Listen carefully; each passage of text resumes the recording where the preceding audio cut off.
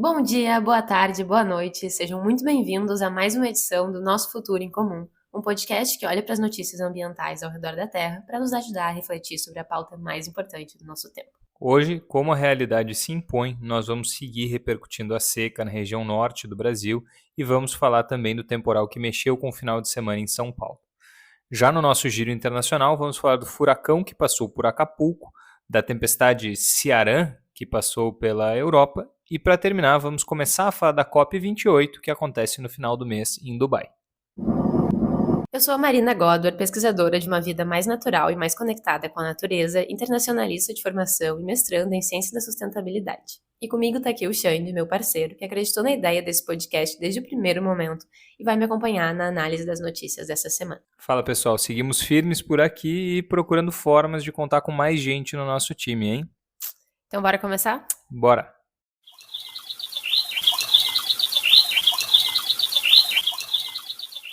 Para começar, vamos falar de Brasil. Dando seguimento ao trabalho que a gente vem fazendo nas últimas semanas, vamos começar com atualizações da seca que segue assolando a região norte do Brasil. Bom, gente, vamos fazer aqui um giro rápido pelas principais notícias sobre esse assunto na última quinzena. Comecemos por uma notícia mais curiosa, que a gente não chegou a repercutir no episódio passado, mas foi bem comentada na internet. Gravuras em forma de rostos humanos no sítio arqueológico e geológico das Lajes, à margem do Rio Negro, em Manaus, voltaram a aparecer com a baixa do rio provocada pela seca. Essas gravuras, que são chamadas de petróglifos, ficam em paredes rochosas que normalmente são submersas pelas águas do Rio Negro, e os especialistas estimam que elas tenham entre 1.000 e 2.000 anos. A última vez que elas tinham ficado visíveis tinha sido na seca de 2010, ou seja, há 13 anos atrás. E aí, quando eu li essa notícia, eu fiquei imaginando o pessoal que estuda isso tendo que esperar 13 anos para conseguir voltar a ver o seu objeto de estudo. Achei muito louco. E a Marina aqui, por enquanto, gabaritando as palavras difíceis, né? Rostos e petróglifos, por enquanto, tudo certinho. Enfim, no sábado, dia 21 de outubro, o governo do Amapá assinou um decreto que estabelece situação de emergência em todo o estado devido ao aumento no número de queimadas registradas nesse período de estiagem. Segundo o governo, o objetivo é desburocratizar a tomada de decisão administrativa para combater os focos de incêndio. É comum que a gente ouça falar no noticiário que municípios, estados decretam estado de emergência em situações como essa, e normalmente a gente só ouve a expressão e isso não vem acompanhado de muita explicação. De fato, o que o decreto de estado de emergência faz é permitir o acesso a recursos que de outra forma não poderiam ser acessados, eliminar a necessidade de licitação, por exemplo, de editais públicos para alguns processos e com isso, enfim, é possível o poder público tomar medidas de maneira mais ágil, mais rápida, mas é claro que, enfim, essas burocracias que a gente pode criticar em alguma medida, elas também são importantes para garantir a transparência, o bom uso do recurso público e tudo isso, né? Por isso que o estado de emergência realmente é um instituto que deve ser usado com cuidado apenas quando estamos diante de uma emergência. É isso. Obrigada, Xande, pela explicação. E falando em queimadas, uma semana depois, no domingo, dia 29 de outubro, uma onda de fumaça voltou a cobrir Manaus, deixando a qualidade do ar no nível péssimo, que é quando se considera que a qualidade do ar é perigosa para pessoas com doenças pré-existentes. É importante lembrar, gente, que isso é um fenômeno que tende a se agravar quando junta um período de seca com época de queimadas, já que as queimadas geram as fumaças que acabam se espalhando mais devido à falta de umidade no ar. E eu acho importante a gente trazer os números aqui, porque eles nos ajudam a ter uma dimensão melhor do problema. Um índice de qualidade do ar de 0 a 50 é considerado bom, de 50 a 100 é considerado moderado. Mas quando chega em 200, o índice começa a ser considerado ruim para a saúde e entre 300 e 500 é considerado perigoso. Nesses dias, a qualidade do ar em vários pontos de Manaus chegou a ficar em torno de 500, muitas vezes acima desse nível. Uma coisa que eu acho interessante de mencionar é que a gente viu algumas cenas de pessoas andando pela floresta na Amazônia com tecido cobrindo o rosto para não inalar, né, essa fumaça, esse ar com a qualidade muito ruim. O que o pessoal que mora lá fala é que antes, quando tinham essas queimadas, a floresta meio que servia como uma proteção e a qualidade do ar ali dentro não ficava tão ruim. Mas atualmente, conforme a floresta vem sendo desmatada, né, ela tem conseguido ser cada vez menos uma barreira para essa fumaça. Então a qualidade do ar dentro da floresta já está começando a ficar ruim também. Bom, agora bora pro sul. Onda de chuvas no Paraná já afeta mais de 65 mil pessoas e Cataratas do Iguaçu registram terceira maior vazão da série histórica. No final de outubro, o estado do Paraná registrou 5 dias contínuos de estragos provocados pelo excesso de chuvas, com quase 65 mil pessoas sendo afetadas, segundo a Defesa Civil.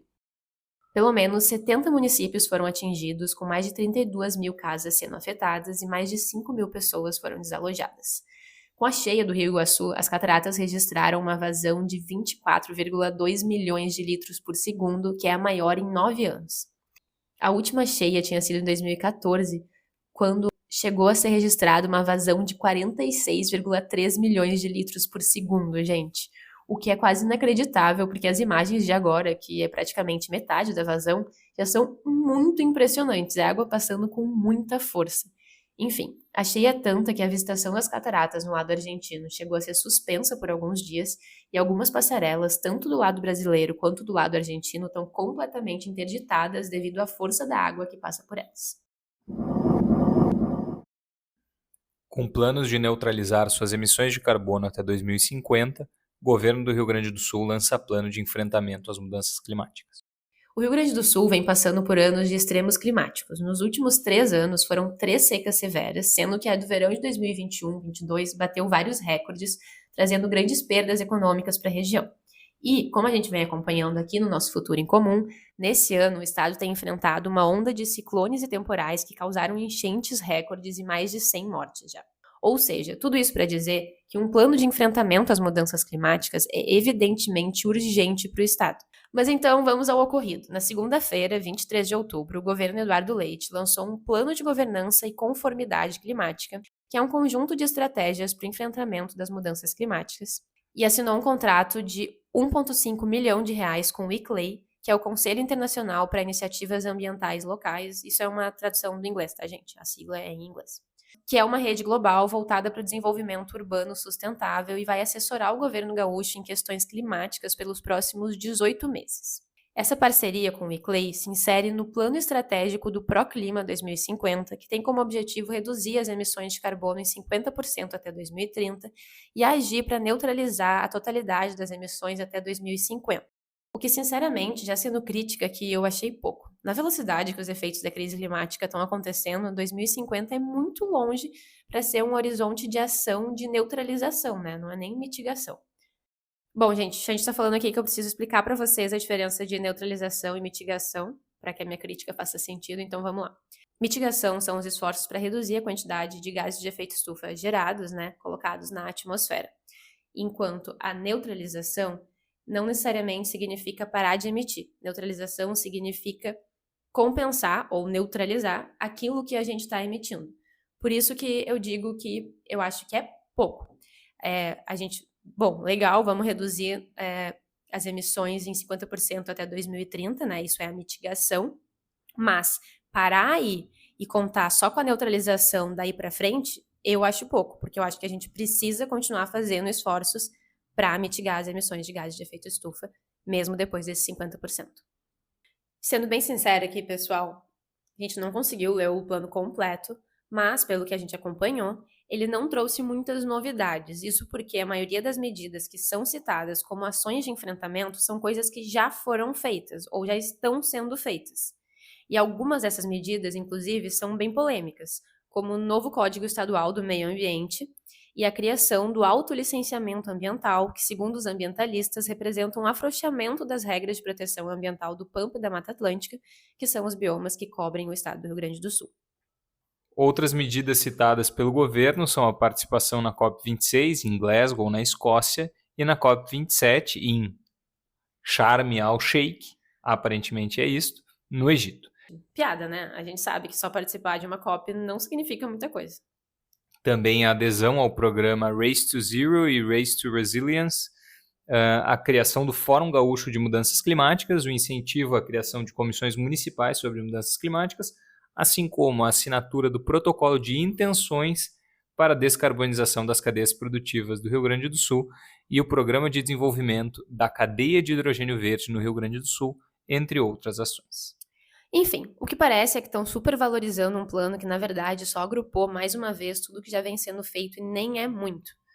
Como é que chama isso? Tem um nome verde, né? Não, eu queria... tipo greenwashing? Não é isso que eu queria falar, mas enfim. Isso é muito comum na discussão ambiental, né? A gente está cansado de ver vai e vem de conversa, negociação, plano de incentivo, compromisso, mas ação concreta, política pública, legislação eficiente, muito pouco, quase nada. Caos em São Paulo. Temporal causa desabamentos, queda de árvores e morte de pelo menos 6 pessoas. Na última sexta-feira, dia 13 de novembro, como muitos de vocês devem ter acompanhado pelas redes sociais, um temporal com rajadas de vento de até 100 km por hora atingiu a cidade de São Paulo e áreas da região metropolitana. Gente, um parênteses aqui. Se atentem para a velocidade dos ventos. Porque conforme a gente vai repercutindo outras notícias, essa velocidade vai aumentando. E eu acho importante vocês terem isso em mente, principalmente para quem vivenciou isso em São Paulo, para conseguirem compreender as outras notícias. Enfim, voltemos. Toda a cidade ficou em estado de atenção por aproximadamente 2 horas, entre as 13h30 e 5h30 da tarde, e o Corpo de Bombeiros registrou mais de 800 chamados por queda de árvores, mais de 40 desabamentos. E falando em desabamentos, infelizmente, a maioria das mortes aconteceram quando as pessoas foram atingidas por muros, marquises ou paredes que desabaram com os fortes ventos. O aeroporto de Congonhas chegou a ficar sem luz e foi interditado depois que um avião derrapou na pista. E falando em luz, mais de 3 milhões de pessoas ficaram sem energia, sendo que em muitos lugares a luz só foi voltar no domingo de noite ou ainda nem voltou. Por causa disso, 47 escolas aplicaram o Enem sem luz nas salas de aula. Caos. E por último, uma das notícias que mais circulou na internet, em Interlagos, o teto de uma arquibancada desabou com o temporal enquanto rolava a prova de classificação do GP de São Paulo. Prova essa que acabou sendo interrompida por causa das condições climáticas desfavoráveis, quando ainda faltavam mais de 4 minutos para o fim. E agora a melhor parte, gente. O governador e o prefeito disseram que foram pegos de surpresa. Assim é muito fácil, né? Nunca dão a mínima para as previsões climáticas. Há anos que as previsões são simplesmente ignoradas e aí quando as tragédias acontecem, o argumento é sempre esse da surpresa. E o pior, ainda colocam a culpa na natureza. Dizem que as forças da natureza são imprevisíveis e que não tinha como a gente imaginar que seria tão forte. Para mim, isso é muito frustrante e eu acho de verdade que a gente precisa começar a ser muito mais exigente com os nossos líderes sobre esses assuntos. E vou compartilhar aqui minha teoria radical sobre as candidaturas. Eu acho que a gente tinha que, sei lá, baixar uma lei, um decreto, alguma coisa que proíba candidaturas que não mencionem planos de adaptação climática, porque, assim, impossível. É quase que, enfim, um desrespeito e uma falta de compromisso com a população que esses líderes estão querendo representar. Chegando ao final, gente, muitos de vocês podem ter visto nas redes sociais. É também um evento extremo, a subida da maré que aconteceu nas praias no Rio de Janeiro no final de semana. A imagem circulando da praia no Leblon, na Barra, e enfim, a água sobe, as pessoas são aí sim pegas de surpresa, né? Ou caem, enfim, perdem seus pertences, a água chegou a invadir a avenida. Então é isso, a gente tá vendo, as coisas acontecem, a gente pode não exatamente reconhecer os padrões ainda, mas tem algum tipo de padrão acontecendo aí.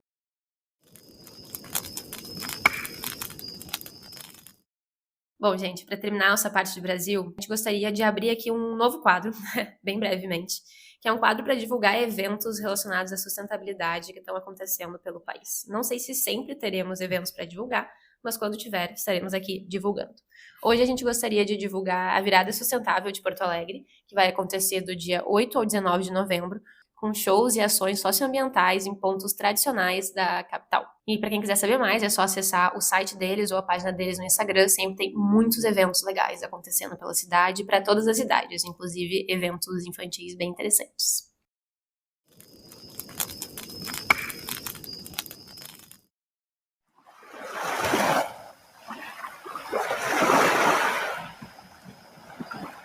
E agora, finalmente, bora falar de mundo. Furacão Otis passa por Acapulco, no México, e deixa 15 bilhões de dólares em prejuízo. Na noite do dia 25 de outubro, o furacão Otis, ou Otis, de categoria 5, a mais alta da escala de medida de intensidade dos furacões, passou pela cidade de Acapulco, no México, com rajadas de vento de até 270 km por hora.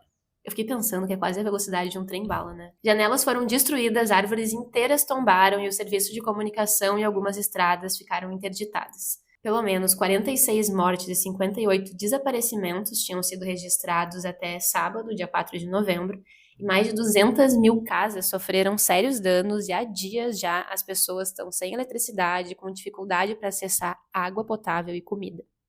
E olha só, gente, que loucura. Menos de 24 horas antes de chegar, o furacão estava sendo considerado um furacão de escala 1, mas ele ganhou intensidade muito rápido e chegou em Acapulco na escala 5. Foi de uma ponta a outra da escala literalmente em questão de horas.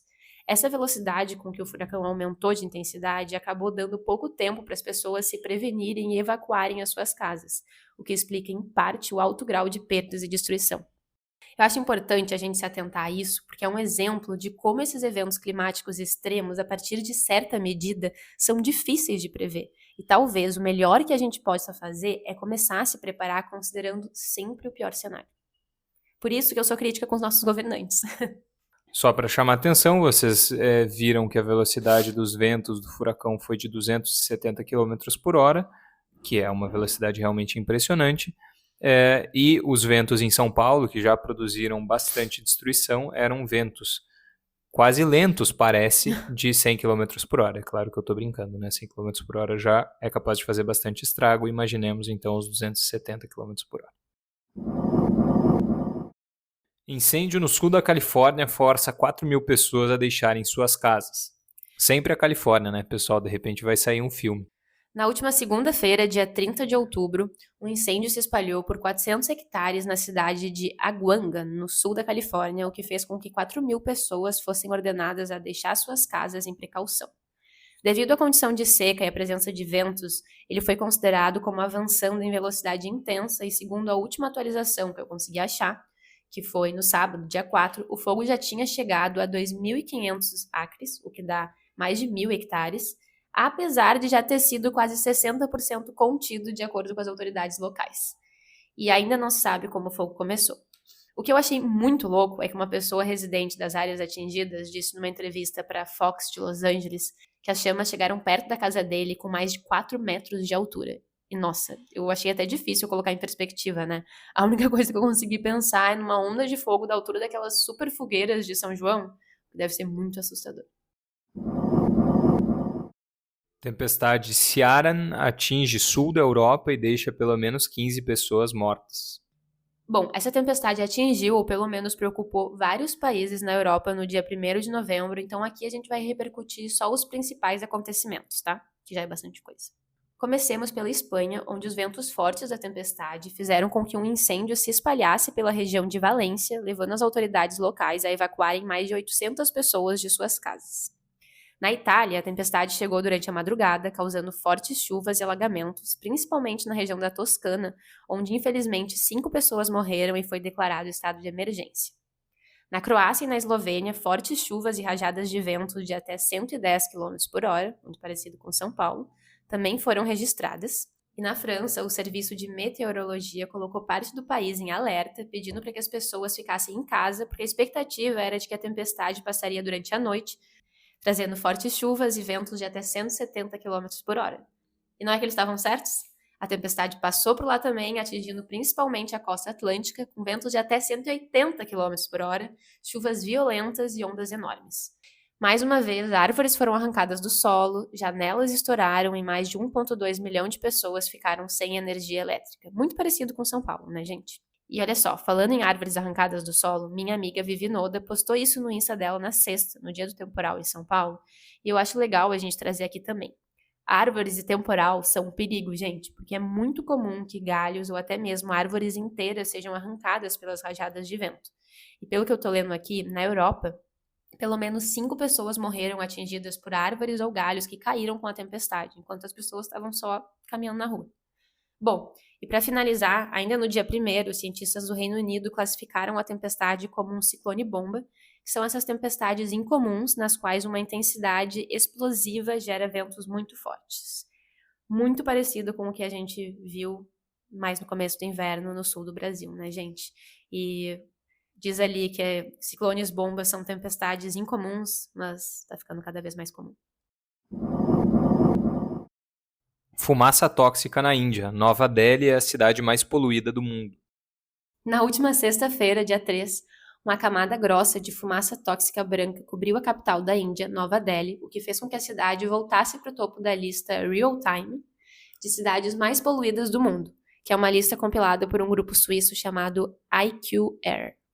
Membros do governo local disseram que isso ocorreu devido a uma combinação de baixas temperaturas, falta de vento e, como sempre, queimadas em áreas rurais próximas da capital, o que fez com que essa fumaça das regiões próximas ficasse estagnada. E voltando lá para os números que a gente falou na notícia da Amazônia, o índice de qualidade do ar em algumas partes de Nova Delhi na sexta chegaram a 640. Estourou totalmente a escala de qualidade do ar. Pela gravidade disso, as aulas chegaram a ser canceladas, obras de construção civil tiveram que ser pausadas e até o serviço de ônibus parou de funcionar para evitar que as pessoas circulassem nas ruas. É aquela coisa, né? A natureza não perdoa, mas a gente também não tá se ajudando, viu? Em meio à maior seca dos últimos 70 anos, o Canal do Panamá reduz mais uma vez o número de navios que podem passar por dia. Não sei se vocês estão sabendo disso, mas não é só a Amazônia que está passando por um período de seca e baixa nos rios. No Panamá, a quantidade de chuva na região ficou 30% abaixo da média nos últimos meses e o canal vem enfrentando a maior baixa nos últimos 70 anos. Com isso, as autoridades portuárias do canal vêm reduzindo a quantidade de navios que podem passar ali por dia e anunciaram na última quarta-feira que vão reduzir as vagas ainda mais. A partir do dia 3 de novembro, a última sexta-feira, o limite de navios que pode circular por dia baixou para 25 e o plano é seguir reduzindo até chegar em apenas 18 navios por dia em fevereiro de 2024. Antes do problema da seca começar, passavam 38 navios por dia, ou seja, é uma redução de quase 50%, que é bem significativo, principalmente pensando no impacto no comércio internacional, né? Conforme os navios têm mais dificuldade de circular, aumenta o preço do frete e também o tempo que as coisas levam para circular, né? E gente, puxando o fio aqui, as secas causadas pelo El Niño não são só na Amazônia e no Canal do Panamá não, tá? Voltando para a América do Sul, no Lago Titicaca, entre a Bolívia e o Peru, a seca também vem sendo intensa e os pesquisadores estimam que o lago já tenha baixado 74 centímetros desde abril. Aquecimento das águas do oceano, ou dos oceanos, impacta a vida marinha na metade norte do globo. Tá, é o oceano, tá, gente? É um grande oceano. Existem nomes para partes, mas é um grande oceano. E dei uma roubada aqui e escrevi uma manchete mais geralzona só para poder colocar duas notícias em uma. A primeira é o terror de quem tem medo de água-viva, porque, de acordo com uma pesquisa publicada pela Sociedade de Conservação Marinha, o número de águas-vivas em águas e praias do Reino Unido aumentou 32% no último ano. É natural que a população desses animais varie com o tempo, mas o aumento da temperatura das águas em certas regiões tem criado condições mais favoráveis para esses bichinhos que gostam de água quentinha. E por último, um estudo de cientistas da NOAA, que é a Administração Oceânica e Atmosférica Nacional dos Estados Unidos, publicado na revista Science, apontou que o aumento da temperatura do oceano é a provável causa para o desaparecimento repentino e chocante de aproximadamente 10 bilhões de caranguejos no Mar de Bering, no Alasca. E o que eles acham é que os caranguejos tenham morrido de fome, já que essa subida na temperatura das águas pode ter aumentado repentinamente a necessidade calórica deles. Então é isso, né, gente? As mudanças climáticas impactam tudo ao nosso redor. Tem tópico para sensibilizar todo mundo, nem que seja o pavor de tomar banho em mar com muita água viva ou o amor pelos caranguejos.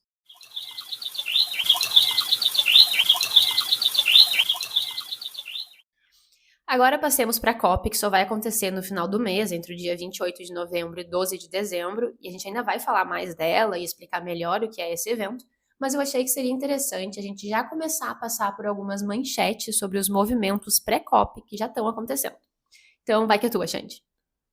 Na quinta-feira, 19 de outubro, o diretor executivo da IEA, a Agência Internacional de Energia, disse que a transição para a energia limpa está acontecendo ao redor do mundo e é imparável, nas suas palavras. Segundo ele, não é uma questão de se nós faremos isso, a questão é quão cedo nós faremos isso e quanto antes, melhor para todos nós. De fato, a gente precisa que isso seja feito o quanto antes. Ao mesmo tempo, no dia 24 de outubro, o ministro de Energia da Arábia Saudita, um dos países que mais comercializa petróleo no mundo, declarou que os negócios recentes celebrados na escala dos multibilhões de dólares mostram que os combustíveis fósseis não vão ir embora tão cedo, que eles também fazem parte da transição energética. E no caso, ele se referia às recentes aquisições das empresas americanas ExxonMobil e Chevron, que compraram por vários bilhões de dólares empresas concorrentes menores. Na quarta-feira, dia 1º de novembro, o Papa Francisco anunciou que vai se fazer presente na COP28 em Dubai. Caso a presença do Sumo Pontífice se confirme, será a primeira vez que um Papa participa de uma COP desde que elas começaram em 1995, e isso tem relação com todo o papado de Francisco, que enfatiza a questão da terra como a nossa casa comum, né? O Vaticano tem, de alguma forma, uma posição privilegiada em relação a outros países que têm que atender às demandas energéticas de sua população, etc., várias outras questões, mas é interessante observar que, podendo, o Vaticano tem feito movimentos na direção de defender isso que eles chamam da nossa casa comum, a Terra, enfim, possibilidade humana de habitação no planeta, pelo menos. Dito isso, infelizmente, outra presença já confirmada é da OPEP, o cartel dos países produtores de petróleo, que pela primeira vez na história das conferências vai ter um stand na COP. Sexta-feira, dia 3 de novembro. A ministra do Meio Ambiente da Colômbia anunciou que a Colômbia e alguns países vizinhos estão se preparando para, juntos, pautarem 6 temas entendidos como principais nas discussões das COPs. Entre eles está a ajuda dos países ricos em medidas de adaptação e instalação de sistemas de alerta para desastres causados pelas mudanças do clima. Além disso, ela também afirmou que, individualmente, a Colômbia vai propor um acordo multilateral de phase-out dos combustíveis fósseis, ou seja, em bom português, um acordo para que a gente deixe de usar os combustíveis fósseis. E falando em phase-out, mais de 130 empresas assinaram uma carta aberta na qual elas demandam que os líderes de governos na COP28 firmem um acordo para definir um abandono progressivo do uso de combustíveis fósseis. Juntas, essas empresas representam nada menos que 987 bilhões de dólares em receita anual, e entre elas está a nossa gigante brasileira, Natura. No dia 27 de outubro, depois de 3 dias de Conferência das Três Bacias, representantes dos governos das 3 maiores florestas tropicais do mundo concordam em cooperar para reduzir o desmatamento e preservar a biodiversidade, mas acabam não conseguindo formalizar uma aliança concreta com um plano de ação para a preservação das florestas. Então, essa conferência reuniu representantes das 3 maiores florestas tropicais do mundo: a Amazônia, Floresta do Congo e as florestas na Indonésia. E junto com essas florestas, a gente tem as 3 maiores bacias hidrográficas do mundo, por isso a conferência se chama Conferência das Três Bacias. Nessa conferência, eles estavam discutindo, a possibilidade de cooperação para reduzir o desmatamento, porque, de novo, essas regiões reúnem as florestas mais importantes do mundo, os maiores hotspots de biodiversidade, enfim, tudo que a gente acha maravilhoso da floresta da Amazônia, também tem essas outras 2 florestas. Eles concordaram em cooperar, anunciaram que vão cooperar, então provavelmente isso vai ter um pouco de repercussão no posicionamento deles na COP, Mas eles não conseguiram formalizar uma aliança concreta no sentido de um plano de ação para a preservação das florestas, principalmente em termos de financiamento. Então, como captar esse financiamento e como destinar esse financiamento para ações. Por último, gente, conforme a Marina já tinha anunciado em edição anterior do podcast, para quem nos acompanha, faltando pouco menos de um mês para o começo da COP, o governo brasileiro do presidente Lula busca apoio no Congresso com Arthur Lira, do PP de Alagoas, presidente da Câmara dos Deputados, para aprovar o projeto que regulamenta o mercado de carbono no Brasil.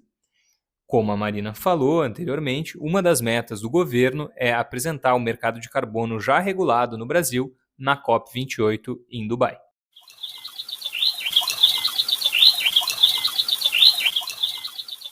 De COP é isso, gente. E agora, para fechar, nada a ver com a COP, mas na categoria micão, piada, bizarrice, falta de bom senso, sei lá o que seria isso. Inclusive, a gente pode também criar um novo quadro para isso, então se vocês quiserem, mandem ideias de nomes. Muitos de vocês devem ter visto, a Kim Kardashian fez uma piada com mudanças climáticas ao lançar o seu novo sutiã, que eu vou aportuguesar chamando de sutiã do farol aceso. Para quem não viu, eu explico. A Kim Kardashian tem uma marca de roupas íntimas e peças básicas chamada Skins. Nessa última semana, ela lançou um novo sutiã, que é um sutiã que tem no bojo o relevinho do bico do seio. E aí no vídeo de campanha ela diz algo tipo: o clima está ficando cada vez mais quente e eu não sou uma cientista, mas acredito que cada um pode fazer a sua parte, por isso estou lançando um novo sutiã para que você pareça estar sempre com frio. O argumento dela foi de que a ideia era realmente chocar as pessoas para chamar a atenção e que ela tem um objetivo filantrópico com a campanha, já que 10% das vendas vai ir para a ONG 1% for the Planet. Mas enfim, independente do produto, eu achei essa campanha bizarra. Para mim, isso só demonstra como a maioria das pessoas formadoras de opinião que poderiam fazer tanto, na verdade, estão completamente desconectadas da pauta climática.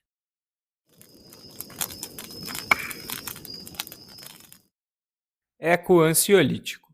A gente sabe que acompanhar a crise climática assim de pertinho pode gerar uma ecoansiedade daquelas, por isso esse é o Ecoansiolítico, o nosso quadro para compartilhar com vocês a ou as notícias que nos deram esperança nessa quinzena. E, gente, vou ser sincera, essa quinzena foi difícil, viu? Meu Deus. Mas finalmente temos uma notícia positiva vinda da Amazônia. Depois de registrar a maior seca em 121 anos, o nível da água do Rio Negro finalmente voltou a subir, segundo as medidas do Porto de Manaus. De acordo com os dados do site do Porto, na última sexta, o rio vinha enchendo há 8 dias e já tinha subido 44 centímetros, alcançando uma altura de 13,14 metros. E ó, gente, é super acessível essa informação, tá? Se vocês também quiserem acompanhar, é só entrar ali portodemanaus.com.br, na primeira página já tem uma atualização diária dessas medidas do Porto. Infelizmente, isso não quer dizer que a situação na região como um todo esteja melhorando, tá, gente? A situação de seca continua e muitas comunidades seguem parcialmente ou totalmente isoladas.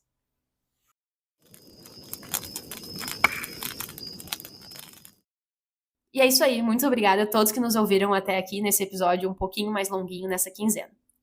Quem quiser, eu convido que busque o nosso Futuro em Comum na sua plataforma de áudio preferida e se inscreva no nosso programa. Se alguém quiser acompanhar o meu trabalho como criadora de conteúdo, também pode buscar por @MarinaGodwer no Instagram, YouTube e TikTok.